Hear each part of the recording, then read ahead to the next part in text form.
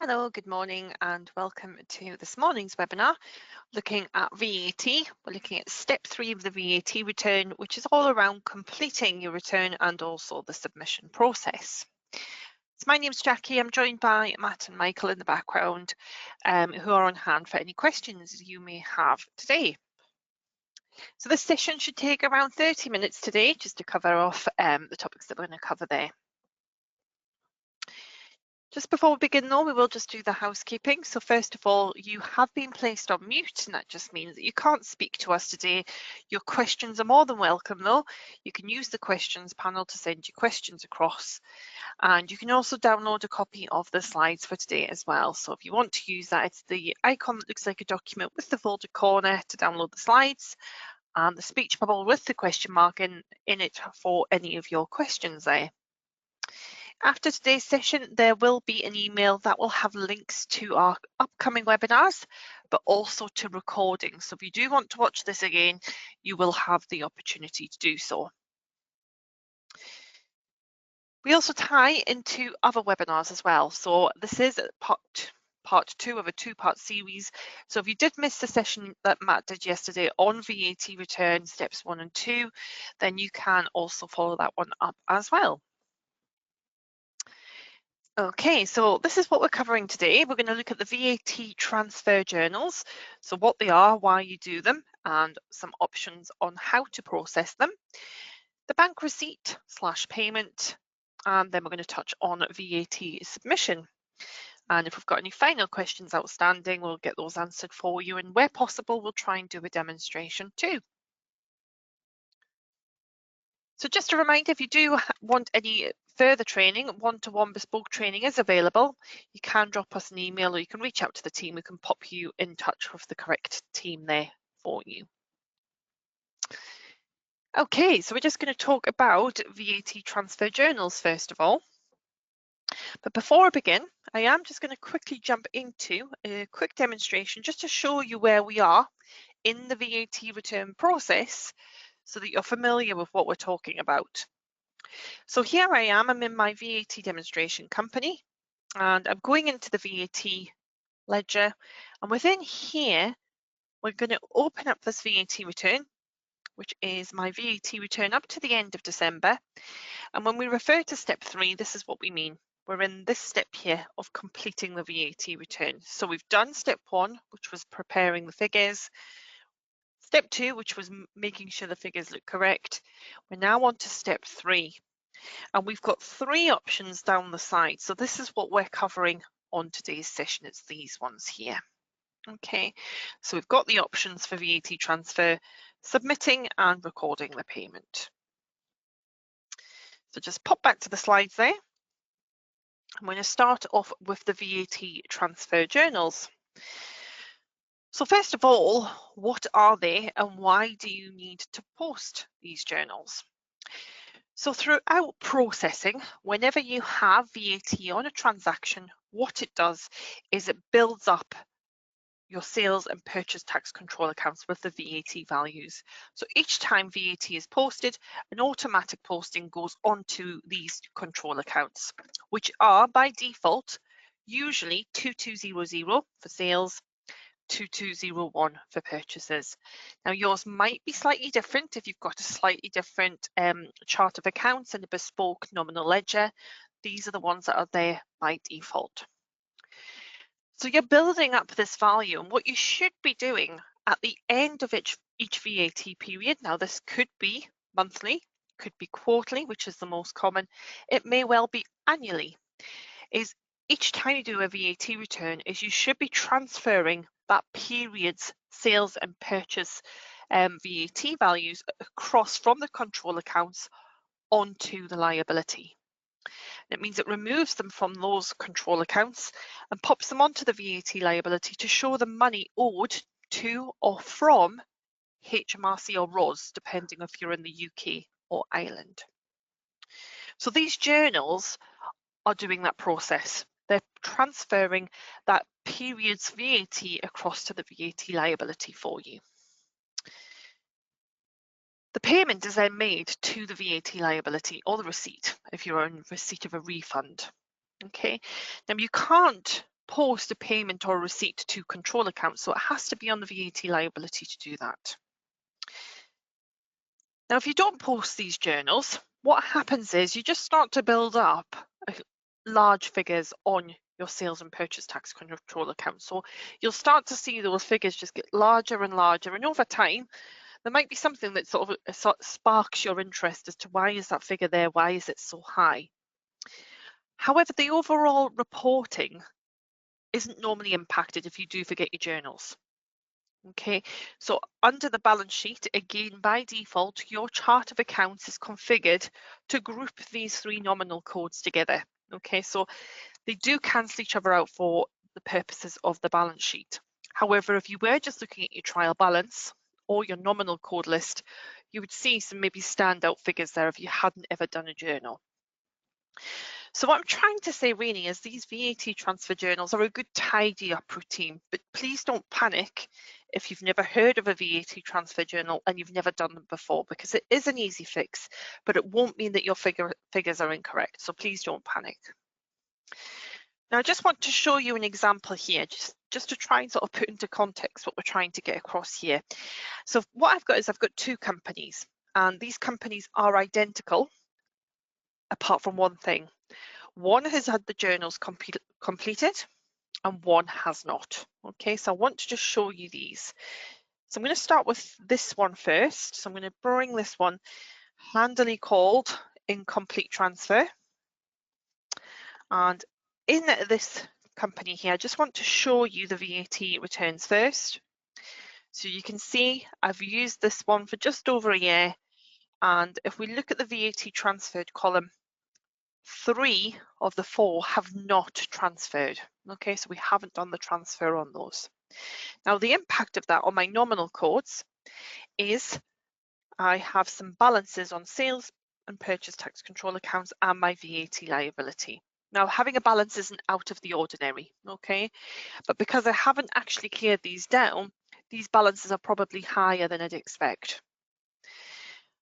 One thing I will say is don't ever expect sales and purchase tax control accounts to come back to zero. Okay, that's unlikely. So just bear that in mind. It's unlikely they'll come back to zero. They're just maybe a lower value than you're seeing right now. Now, if I compare this to the same company, however, the transfers have been done, you can see there my sales tax control account still has a value on it. My purchase tax has returned to zero, and I've got nothing left outstanding on my liability. Okay, so it's just really tidied those up. So the numbers showing here are a lot more manageable, sort of a little bit nicer to look at than those larger values. And bear in mind, my data set's tiny and also only a year old. So if you're 20 years in, your balances will be quite different to what mine are if you haven't done those transfers. So let's get on to what we mean by the VAT transfer. So I'm just going to pull up my third company. Just apologies, I just bring this one across. I'm just going to close that one down now, this transfer complete. Bring up my other company. There we are. And in here, I just want to show you what I mean by the transfer. So I'm just going to pop into the VAT return window again. And we've got two ways in which we can do this. So the first one is we can do this as a manual journal. Okay, that involves you taking the figures from the VAT return and then posting a journal. Okay, now I don't know how comfortable you are with journals, but back when I started out, journals were my nemesis. I used to have a real problem getting my debits and credits the right way around there. So what we're going to do is take these figures here and we're going to use those to post a journal as of the end of that period. So this is the manual option I'm going to show you first. So I can pop into nominal codes, can go into journal entry, and as I bring this across, immediately there's places we can go wrong. Okay, so the posting date has defaulted as today's date, so I do need to change that back to the last day of that period, and then I need to pop the journal in. Now this is where there's room for human error. Okay, so I can pop in my VAT on sales. So that was 680, and it's initially a debit to remove it from the sales control account, and we need to credit the VAT liability. It's 222. I'm treading very carefully there because there's lots of scope for going wrong here. We then need to do the same with the purchase tax control value as well. Okay, so just going to quickly find purchases, and we start off with a credit there. So for the purchase figure, and as you can see, it's taking time. Okay, and that's me who's done this webinar quite a few times. You're still treading very carefully, trying to make sure that you don't get anything incorrect along the way. So I can do this. That is perfectly acceptable. So if that's what you're doing now, you can continue to do so. That's no problem at all. I do want to show you though a feature that might help you out. Okay, now it depends on your version. So if you do have professional, you will have access to the options to memorize and recall. Okay, and again, this might make your life easier if you want to use this route. So what you can do is you can memorize what's on the screen at the moment. So I can click on memorize.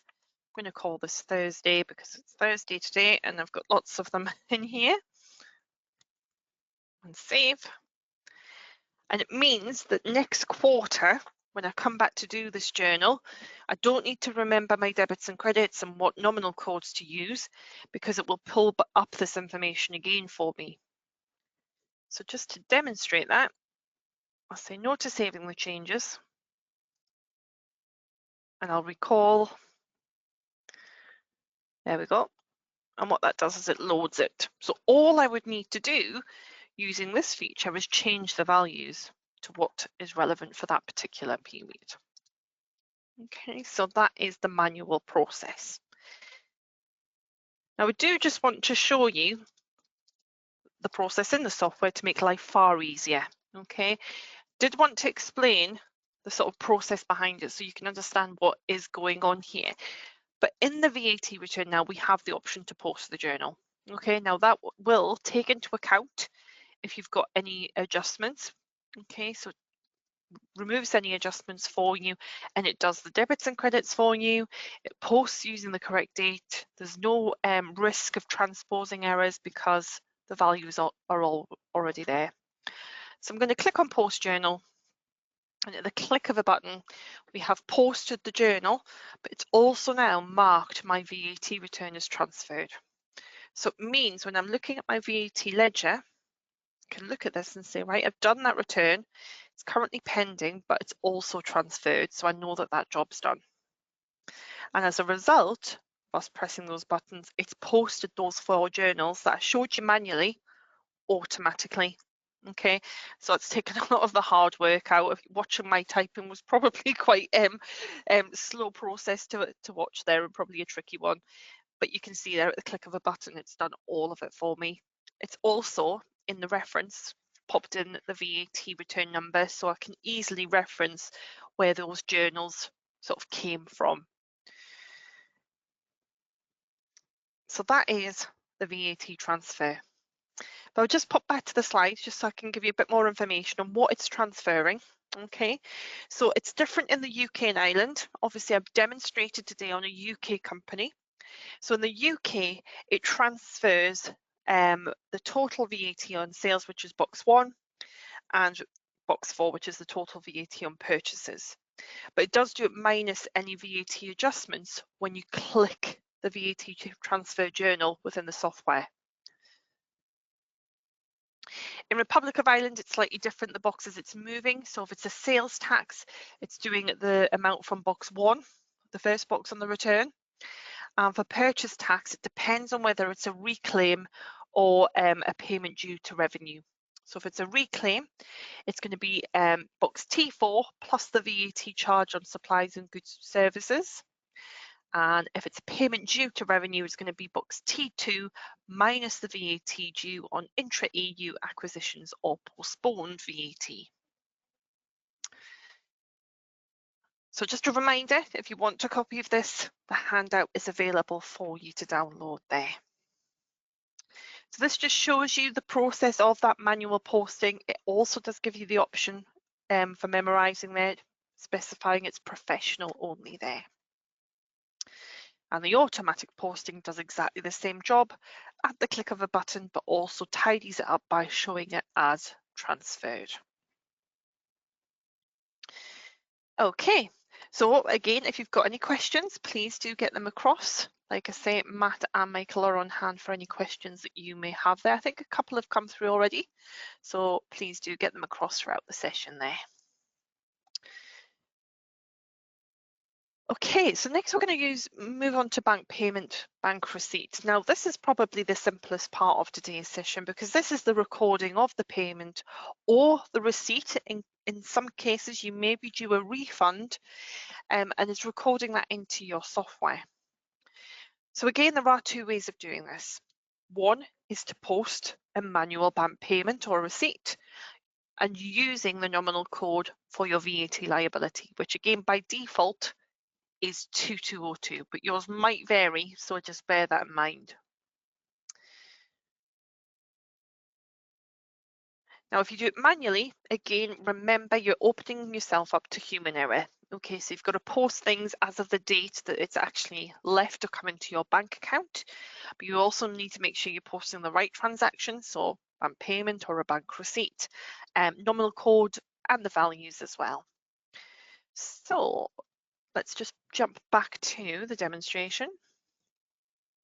So in this case, we have a look at the VAT return, just waiting for that to open up. It is going to be a payment to HMRC of £281.40. So yes, you could go into your bank module and process a bank payment using the manual route. So we'd pop in the date, and the date must match what is in your bank for bank reconciliation purposes. Okay, so it's not always the last day of the period.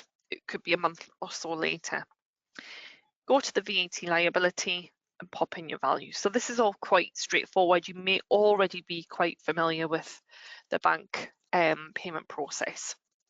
Tax code, however, should be a T9. So this is a VAT payment, so it's non-VATable. It's outside the scope of VAT, so there shouldn't be any VAT on top of your VAT that you're paying. So that's one way of doing it. The other way is to use the VAT return. Okay, so go back into your return, and again, at the click of a button, click Post Bank Payment. Now, if this was a refund, this would say record receipt, and the details would say VAT receipt. So it's clever enough to recognize when it's a payment and a refund. The only thing you need to change in here really is the date. So no date is specified because it recognizes just because the VAT return was due at the end of December doesn't necessarily mean the payment was made on the 31st of December. So I could potentially put today's date in if that's the date it's leaving my bank. And again, I can post using this button here. If I do want to do it manually, so if I want to do it manually using the bank payment feature, I can do so and then come back and tick to mark as paid. But I'm going to use this one here to post bank payment. And again, there you can see it's marked as paid. So when we're looking at our VAT return list, we're looking at our columns. I like to use this as a checklist. You can see this is paid and it's transferred.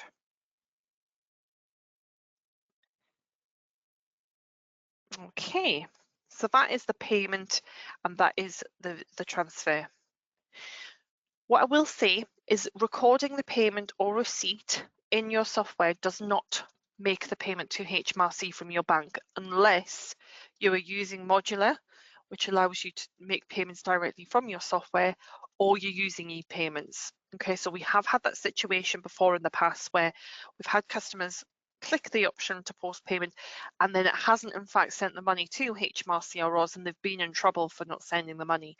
So make sure, yes, you're doing it in Sage, but also make sure that the payment is going as well. Okay, if it's through e-payments, then that should be added to your e-payment file, and like I say, with Modular, that should automatically set up to post across for you, but always just double check to keep yourself covered. Okay, so the final one I'm going to look at is the submission, and this is where it starts to differ depending on where you are. Okay, so I appreciate we've probably got people joining us from both UK and Ireland. This is where it does start to get a little bit different. So in the UK, we are currently under Making Tax Digital rules, and Making Tax Digital for VAT has been around for a while now. However, you might be new to Sage, it might be your first VAT return, so we do just want to make sure that you've got this all set up to be successful on your first return. So this is UK only. In the UK, you will need to switch your software on for Making Tax Digital. Okay, now if you've been submitting for previously and it's gone through fine, that would indicate you've probably already got this switched on, because if not, you would receive errors to indicate you need to do a Making Tax Digital submission. There is no harm in you having a check though if you wanted to. So you need to check this in Settings, Company Preferences, and within there is this tick box for Making Tax Digital, but you also need to make sure that you've got your VAT registration number entered as well. So I'm just going to show you that in the software. So if we go into Settings, Company Preferences, there is a VAT tab within here. And it's this tick box here. Okay, so if that's ticked, that means you are submitting under Making Tax Digital. You just need to make sure you've got your VAT registration number here. And if it is your first VAT return, you do also need to make sure that you are registered with HMRC, which you will be if you've got your VAT registration number. So once you've done that, you can then use the software to submit straight from your software without taking any figures out of the software. You can literally use the option within the return, just waiting on it to open up for me, to submit online. When you click on Submit Online, it goes through a couple of windows, just checking your details, and then it starts to connect to the HMRC portal. Now this is where, unfortunately, my demonstration does end, because it won't let me go any further without trying to submit this, but I do have a quick video to demonstrate this, which I'm just going to play now. It's about 2 minutes long. It just shows you what your first submission may look like. Now, if you are already submitting, please don't panic if it looks slightly different. Okay. What we'll do then is we'll come back and just show you the differences for submission in Ireland.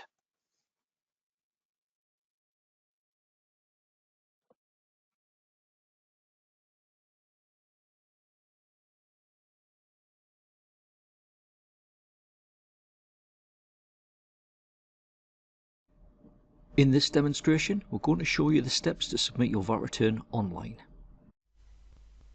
We join the demonstration where we're on step 3 of the VAT return, so it's already been reconciled, and we're ready to submit it online. So on the right hand side, we click Submit Online. The online submission wizard appears, and you click Next. Ensure that the correct company name and VAT registration number appears, and then click Next. An authority page appears, and if you scroll down to the bottom, you can then click Continue. You're then prompted to sign in with your Government Gateway user ID and password.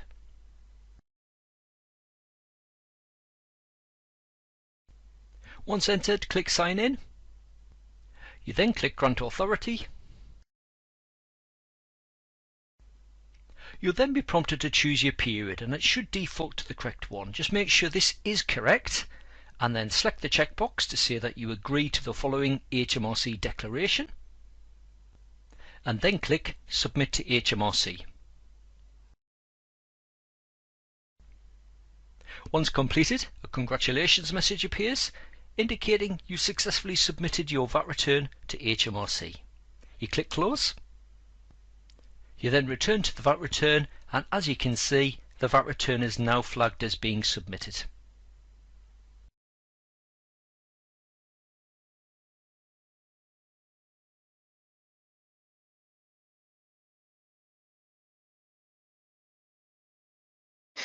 Okay, so that was a return within the UK. That's under Making Tax Digital. Now, In the Republic of Ireland, it is a slightly different process. So you don't have the option to submit directly from the software. What it does give you is an option to open the folder to download an XML file, okay? And this will take you straight to the folder you need to be in. This file can then be uploaded to the Revenue Online Services. Once you've done that, you can then use the tick box to mark as submitted so that your checklist still shows you exactly where you are in terms of your submission process. Okay, so that brings us to the end of the demonstration there. So I'm just going to run through a summary there. So if you do have any questions, again, please do get your questions across to us just before we end the session there. So just to summarize, first of all, always make sure you've got a backup before you go into the VAT return. Even if you're just calculating to have a look at some figures, please just make sure you've got a backup. It's very easy to click reconcile in error. Now, the VAT transfer process is used to transfer your sales and purchase tax control account values for that period onto the VAT liability, so it shows how much you owe to or from HMRC. Now, if you didn't do this, it just means that you're going to start to see balances accumulate on those nominal codes. And eventually they may just become something that you start to sort of wonder about. It may be something that gets picked up in an audit. If you use the VAT transfer wizard within the software, it will take the pain out of posting. So you watched me try to do a manual journal. You could see the sort of slowness and the risk of errors there. The record payment or receipt option is clever enough to recognise if it's a payment or receipt as well. If you're in the UK, it's a submission directly from your software. Republic of Ireland, it is a slightly different process of downloading a file and then uploading to Revenue. So there's a quick question there just about how can I watch series 2 in the set of 3. So it's actually a 2-part series. Steps 1 and 2 are covered in part 1. Okay, so that was yesterday with Matt. There is a recording on that line there. And a quick question there, could I just see a recap on manually sending a VAT return? So I'm assuming this is in the Republic of Ireland there. So if you're doing a manual return, then it's this slide here, and that's where you have the option to open a folder. Okay, so that has your XML file within it. You would then log on to your Revenue Online service. Okay, so you'll have to have a login and password for doing that, and it will ask you to upload the file. So it's all been formatted as per the requirements from ROS. Again, if you do want to see this again when you're actually ready to submit, remember we'll have a recording of this session available already on our webinars page. So that takes me nicely on to upcoming webinars. So if you do want to catch a recording, so there's a few people asking there for different sessions. If you want to see a recording, if you go to sage.co.uk/webinars, the S on the end, you'll come to this page here. Now this is useful because it shows you our upcoming live webinars, but we have a recording of every single webinar we've done available on here. Okay, so you can have a look, and I'm sure at our last check it was over 180 that we had there. So a quick question there, can I manually send in the UK? Unfortunately not, it has to be done via Making Tax Digital, so it has to be done via your software. Okay, so it might just be that your details are saved. So once you're ready with your VAT return, I would try it because sometimes it does have a token saved that allows you just to submit directly from the software. If not, you have any issues, please speak to HMRC at the earliest possible time just to let them know, just so that you're not impacted by any penalties at all. So recordings available here. What I do want to point out is if you're in the UK, we're coming up to payroll year end. We do have our payroll year end sessions available. We are doing 2 based on the year end itself, so part 1 and part 2, but we're also doing very special webinars on things like directors' national insurance, corrections at year end, starters and leavers, and P60s as well. So we do have 6 different topics across year end this year. We also have our live webinars. Okay, so for accounts, we've got the live webinars here. just to show you that. Waiting for this to load, and this shows you what we've got coming up. Okay, so we have just finalized our management reports digital badge. So we finished our banking badge last week. We're moving on with our next one in April, and that will allow you to get a badge on management reports for 2025. But beyond that, we're looking at credit control for March. So everything to do with actually chasing debt, but also budgeting, preparing your business for changes and just general day-to-day working towards budgets. So we've got standard budgets, also advanced budgets as well. Using some of the other features like analysis fields and also some tips and tricks in the software, hopefully to gain you some quick wins in the software there. So lots and lots coming up. And like I say, we've got that management reports badge coming at the beginning of April. We'd love to see you on. Okay, so just having a quick look to see if there's any outstanding questions. I think we've got one outstanding. Michael's just jumped on that now.